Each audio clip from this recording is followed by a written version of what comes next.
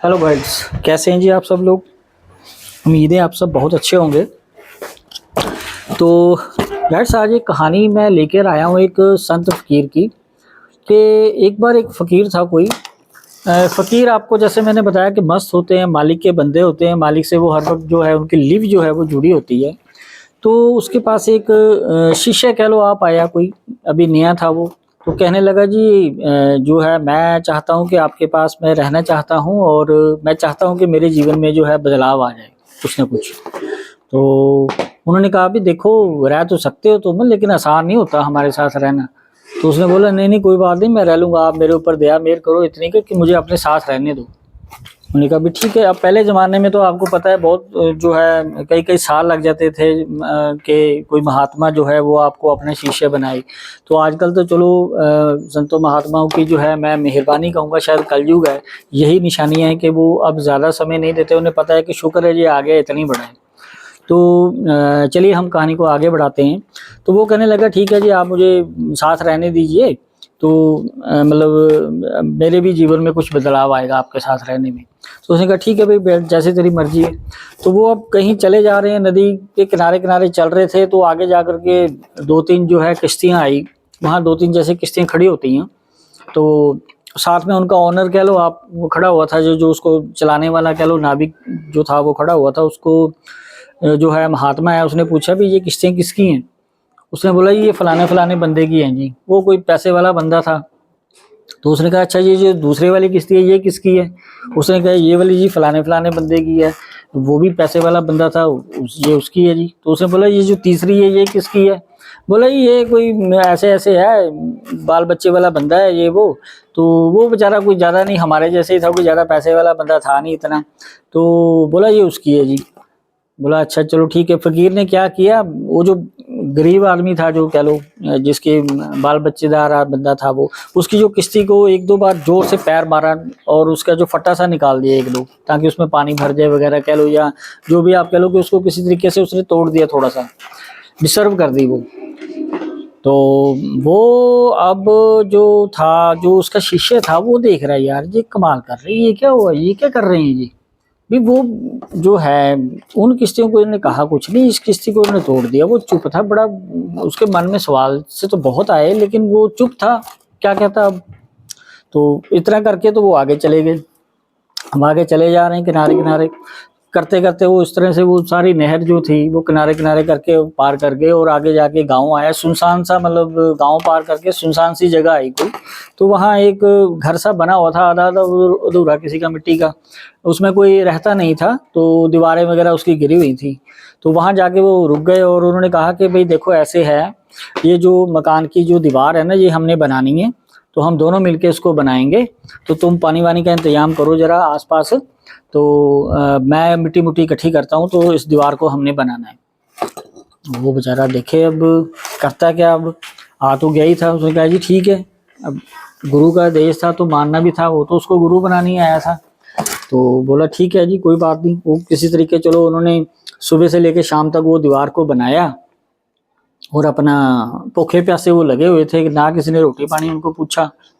वो बेचारा बड़ा थाका हार गया शाम को। अभी वैसे भी जो है उसका नया एक्सपीरियंस था ज़िंदगी का। चलो वो सो गए, रात को सुबह उठे तो वो बोला जी ऐसे है जी। अब वो बेचारा थोड़ा परेशान तो रात से ही चल रहा था। तो बोला जी मैं ना मतलब जाना चाहता हूँ, मैं मेरे लिए थोड़ा रहना मुश्किल हो जाएगा आपके साथ। तो उसने ठीक है भी जाओ, चले जाओ। उसने कुछ कोई ऑब्जेक्शन नहीं की। उसने बोला जाओ बेटा कोई बात नहीं, मैंने तो तुम्हें पहले ही कहा था भी आसान नहीं है रहना। तो वो बोला जी मेरे पर कुछ सवाल है मन में, आप अगर उनके जवाब दे दो मुझे तो बड़ी मेहरबानी होगी आपकी। बोला क्या है बोलो। बोला वो जो कल आपने किया है, वो जो कश्तियों वाली जो बात थी, मैं थोड़ा वहां बात करना चाहता हूँ कि वो जो अमीर आदमियों की कश्ती थी वो तो आपने तोड़ी नहीं, वो गरीब आदमी की किश्ती आपने तोड़ दी वहां। अब जो अमीर आदमी है वो तो किश्ती ले लेता दोबारा अपनी, अभी गरीब आदमी बेचारा कैसे लेगा, उसके लिए तो उसको मुश्किल हो जाएगी, तो आपने ऐसा क्यों किया। तो उसने बोला बेटा ऐसे है, मुझे मालिक की तरफ से ही हुक्म आया था, क्योंकि जो ये फकीर लोग होते हैं संत महात्मा में, इनकी जो लिव है मैंने बताया लगी होती है मालिक से। हुक्म इनको मालिक की तरफ से ही आता है, अपने डिसीजन नहीं होते इनका। जो है डिसीजन जो होता है अगर अपना होगा भी वो मालिक की फेवर में ही होगा। हमारी तरह वो मन के आसरे नहीं चलते कि जो मन ने कहा जी करते रहे। तो उनको ये हुक्म था, उन्होंने कहा कि मुझे ये हुक्म था पीछे से कि जो है, इसीलिए मैंने ये कार्य किया है। आज से कुछ दिन बाद यहाँ पर आक्रमण होने वाला है, सैनिक आएंगे, वो सारी जो इनकी किश्तियाँ से सब उठा करके ले जाएंगे। ये जो अमीरों की किश्तियाँ हैं ये सब उठा के ले जाएंगे, अपनी सेना को पार भी कराएंगे वो, और किश्तियाँ भी उठा के ले जाएंगे इनकी सब कुछ। तो ये जो गरीब आदमी है उसकी किस्ती टूट चुकी है, अब वो उनके किसी काम की नहीं है। तो वो गरीब आदमी चलो 2-4 फट्टे लगाएगा, अपना उसको सेट कर लेगा और अपना काम भी चला लेगा, उसका रोजगार भी बढ़िया चलेगा, क्योंकि वो किस्तियाँ तो कोई और ले जाने वाला है। तो वो अकेला होगा, लोगों को जो है पार कराएगा, तो उससे उसका जो है आमदन भी बढ़ेगी और उसकी किस्ती भी बढ़ जाएगी। इसलिए वो किस्ती मैंने उसकी तोड़ी है। वो बड़ा हैरान हुआ, यार सचमुच ये तो हद होगी, कमाल कर दिया आपने ये तो। खैर बोला अच्छा चलो वो तो ठीक है, ये क्या आप कल से कर रहे हैं, हमने ये जो दीवार बनाई है इसका क्या मतलब है? यहाँ कोई रहता नहीं, कोई रहता होता तो हमें खाना वाना भी दे देता। हम कल से लगे हुए हैं, कोई खाना नहीं पूछा किसी ने, आगे कुछ नहीं। बड़ा मतलब मुश्किल हुई है बनाते हुए भी हमें। तो ये आपने किस लिए बनाई है? यहाँ कोई रहता तो है नहीं। बोला बेटा यहाँ कुछ दिन बाद 2 बच्चे आने वाले हैं, उनके जो माँ बाप थे वो बहुत ईमानदार थे, अब वो इस दुनिया में नहीं है। तो वो बच्चे जो है यहाँ आगे रहेंगे। इसके अंदर जो है सोने का मटका जो है वो दबा हुआ है, मुझे पता है।